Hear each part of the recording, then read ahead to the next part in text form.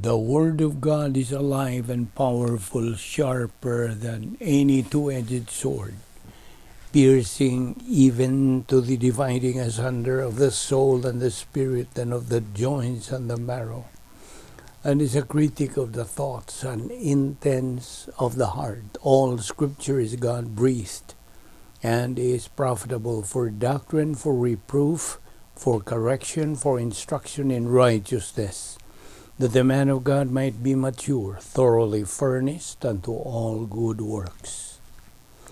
Welcome everyone to our daily doctrinal Bible study through the Balbido Evangelistic Ministry.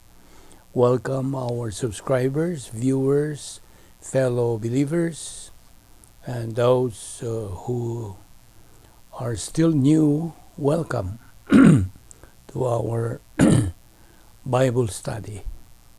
Okay, for you believer, let's get ready by using the principle of 1 John 1:9, so you can be filled by God the Holy Spirit. And for you unbeliever, it is faith alone in Christ alone. Therefore, believe on the Lord Jesus Christ, and you will be saved. The Christian way of life. Okay, we will continue now where we stopped yesterday. Every believer's inheritance will not fade away, imperishable, undefiled, reserved in heaven for you, believer. Only believers can address God as Father. Now, in Colossians 3:12, it talks there about election and predestination.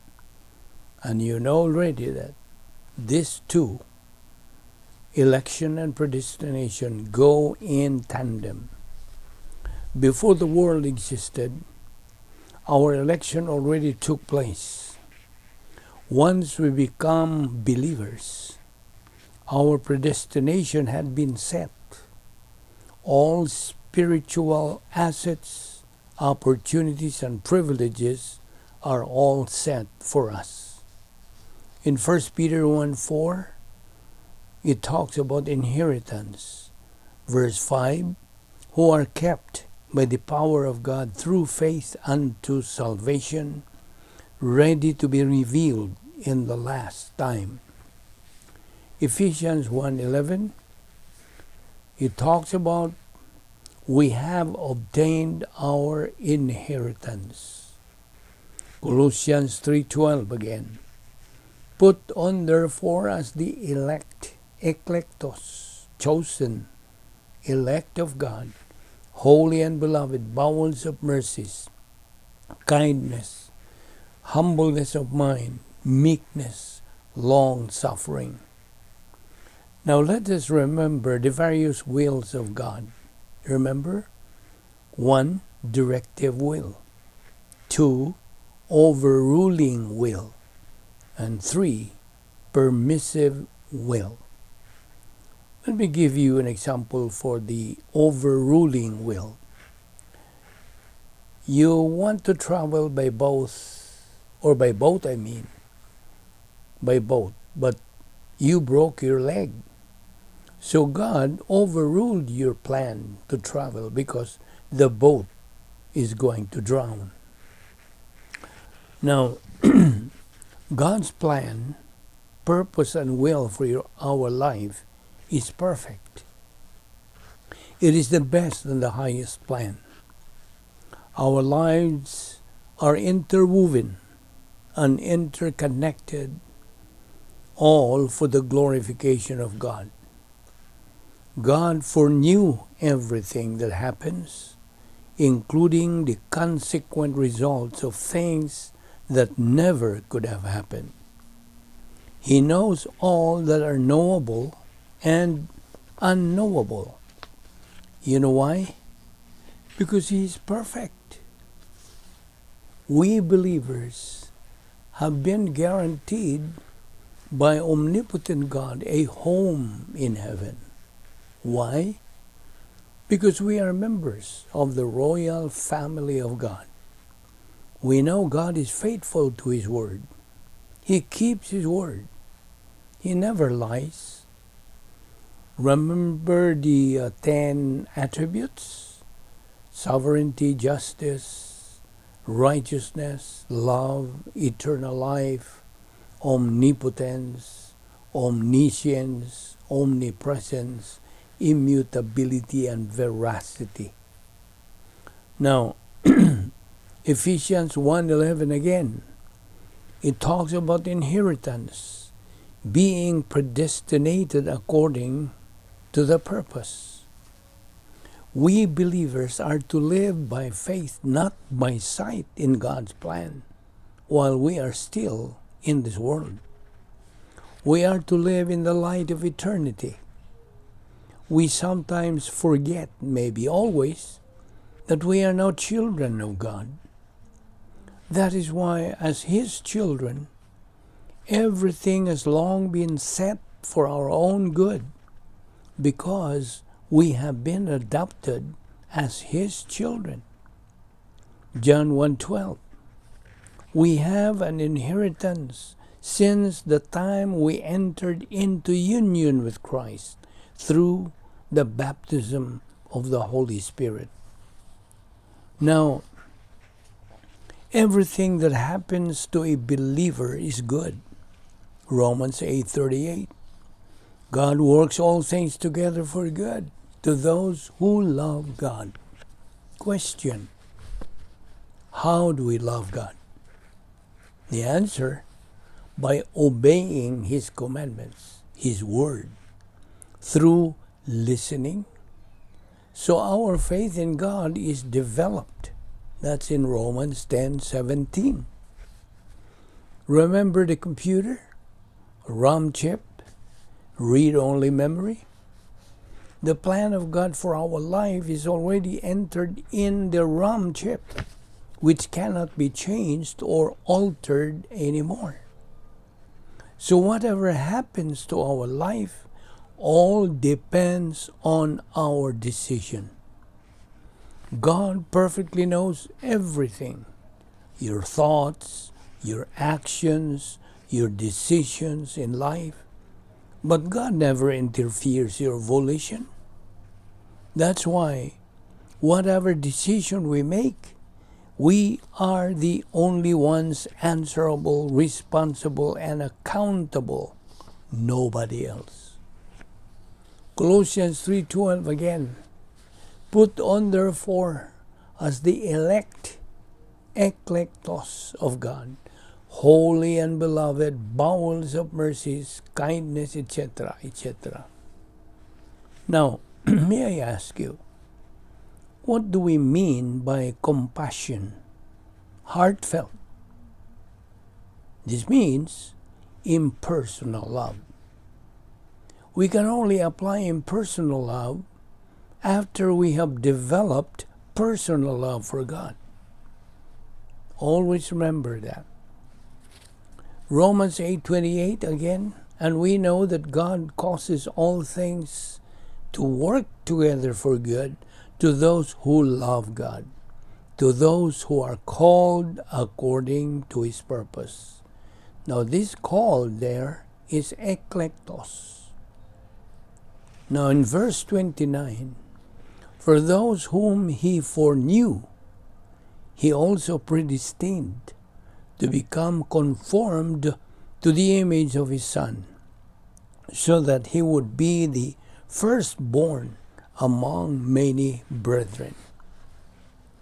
Now back to Colossians 3:12. Put on therefore, as the elect of God, holy and beloved, bowels of mercies, kindness, humility, gentleness, and patience.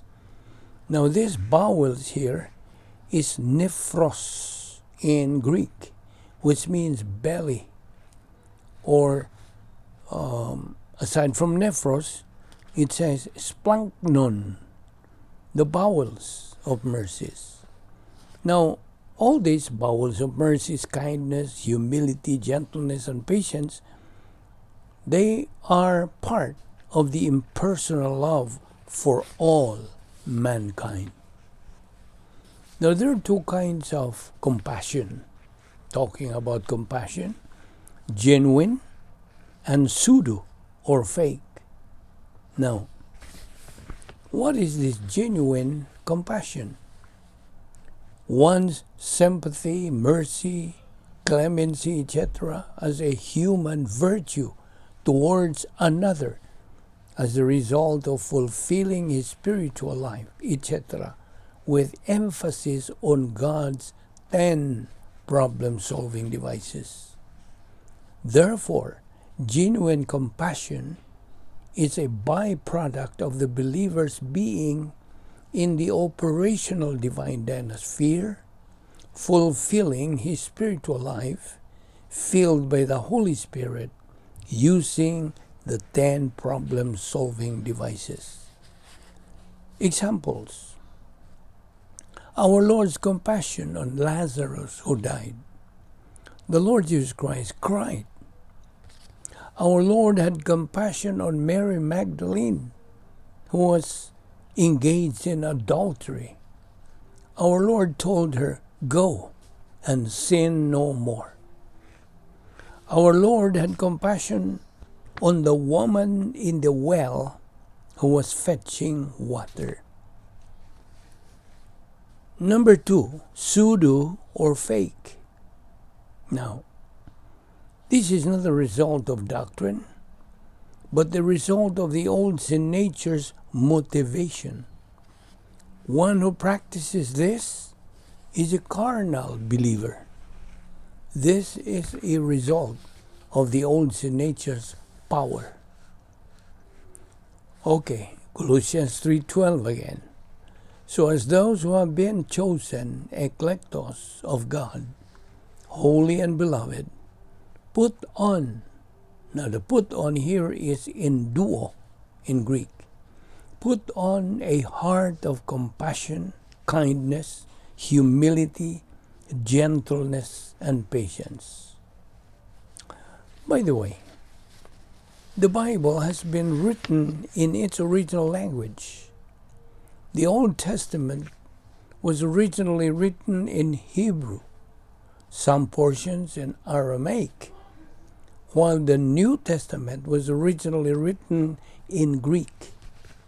And we study the Word of God through its original language. That's why we say sometimes corrected translation, which means we study God's Word by studying it through its original language. Our method of studying God's Word, by the way, is through the ICE method, I-C-E. I stands for isagogical, C stands for categorical, and E stands for exegetical. Now,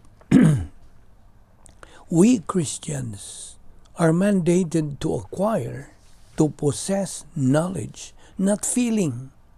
Although we cannot ignore feeling. Feeling is supposed to be a responder, but not an initiator.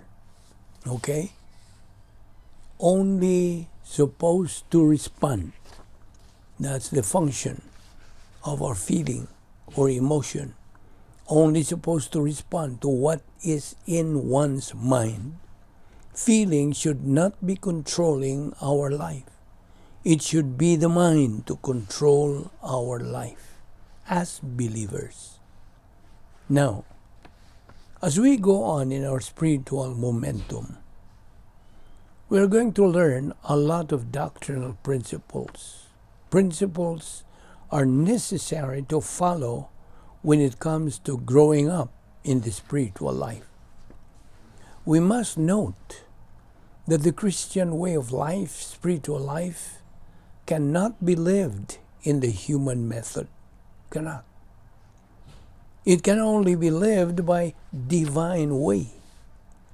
Remember the definition of the Christian way of life? It is a supernatural way of life. And as such, it demands a supernatural way of execution. Now, God mandates believers to be doers of the word, not only hearers of the word. James 1:22. In fact, God's word says, whatever we do in word or deed, we have to do all in the Lord Jesus Christ's name, giving thanks through him to God the Father. Here we end right now, but of course we're going to continue this discussion, this study tomorrow. We thank you, Heavenly Father, for this opportunity of studying your word today. We pray that God the Holy Spirit will challenge and motivate us to these things. Thank you for our Bible study through the Vic Balbido Evangelistic Ministry. All this we ask in Christ's name. Amen.